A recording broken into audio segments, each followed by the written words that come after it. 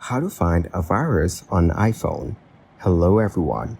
In this video, I will show you how to find a virus on iPhone. To remove the virus from your iPhone, navigate to the Settings app. Now, go to Wi-Fi to make sure of a better internet connection. Then tap on the General option and go to Software Update. Update the software to the new version if available. So tap Update Now to continue. Go back and scroll down to reach the Apps option. Here, select the Safari app.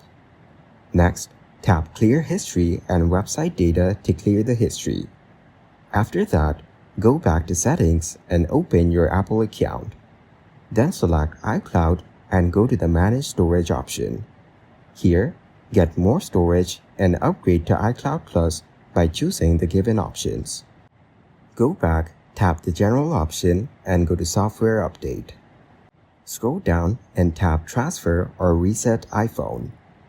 Finally, reset your device to remove any potential viruses. Thank you guys for watching this video. Hope you got some value. Make sure to like the video and subscribe to the channel to get notified of new videos.